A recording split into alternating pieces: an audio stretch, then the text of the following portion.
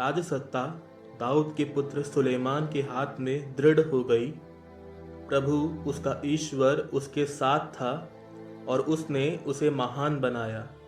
सुलेमान ने सारे इस्राएल को सहस्रपतियों, शतपतियों, न्यायाधीशों, इस्राएल भर के नेताओं अर्थात घरानों के मुखियाओं को संबोधित किया। इसके बाद सुलेमान सारी सभा के साथ गिबओन के पहाड़ी पूजा स्थान गया, क्योंकि वहीं ईश्वर का वह दर्शन कक्ष था जिसे प्रभु के सेवक मूसा ने उजाड़ खंड में बनवाया था। दाऊद ईश्वर की मंजूषा को किरियत या आरम से उस स्थान ले आया था जिसे दाऊद ने उसके लिए तैयार कराया था। उसके लिए उसने यरूशलेम में एक तंबू खड़ा किया था। ऊरी के पुत्र और हूर के पौत्र बसलएल ने कांसे की जो वेदी बनाई थी वह भी वहां प्रभु के निवास के सामने थी। सुलेमान और जन समुदाय उसके दर्शन के लिए वहां पहुंचे। सुलेमान ने दर्शन कक्ष के पास प्रभु के सामने कांसे की वेदी तक पहुंचकर उस पर 1000 होम बलियां चढ़ाई। उसी रात ईश्वर ने सुलेमान को दर्शन दिए और उससे कहा, बताओ मैं तुम्हें क्या दे दूं?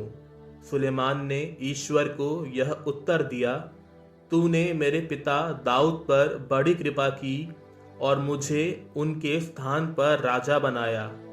प्रभु ईश्वर, तूने मेरे पिता दाऊद से जो कहा था वह अब पूरा हो, क्योंकि तूने मुझे एक ऐसी प्रजा का शासक बनाया जो पृथ्वी के रेत कणों की तरह असंख्य है। अब मुझे प्रज्ञा और विवेक प्रदान कर, जिससे मैं इस प्रजा का नेतृत्व कर सकूं। नहीं तो कौन तेरी प्रजा इस महान राष्ट्र का शासन कर सकता है? ईश्वर ने सुलेमान से कहा, चूंकि तुमने यह चाहा, चूंकि तुमने ना तो धन संपत्ति, ना वैभव, ना अपने शत्रुओं का विनाश और ना लंबी आयु, बल्कि अपने लिए प्रज्ञा और विवेक मांगा, जिससे तुम मेरी प्रजा का शासन कर सको, जिसका मैंने तुम्हें राजा बनाया है।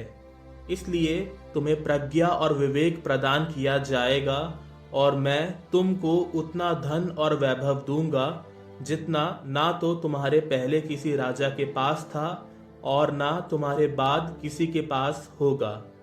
इसके बाद सुलेमान गिबओन की पहाड़ी से दर्शन कक्ष के स्थान से यरूशलेम लौट आया और इस्राएल पर राज्य करने लगा। सुलेमान ने अपने लिए रथों और घुड़सवारों का प्रबंध किया। उसके पास 1400 रथ और 12000 घुड़सवार थे। उसने उन्हें रक्षा नगरों में और अपने पास यरूशलेम में रखा। राजा ने यरूशलेम में चांदी और सोने को पत्थर जैसा सस्ता बना दिया और देवदार को निचले प्रदेश में पाए जाने वाले गूलर जैसा प्रचुर। सुलेमान के लिए मिस्र और कुएं से घोड़े लाए जाते थे। राजा के व्यापारी दाम देकर उन्हें कुएं से खरीद लाते थे। मिस्र से लाए जाने वाले रथ का मूल्य 600 शेकेल था और घोड़े का 150 चांदी के शेकेल। इन व्यापारियों द्वारा सभी हित्ती और अरामी राजा रथ और घोड़े खरीदते थे। सुलेमान ने प्रभु के नाम की प्रतिष्ठा के लिए एक मंदिर और अपने लिए राजमहल बनाने का निश्चय किया।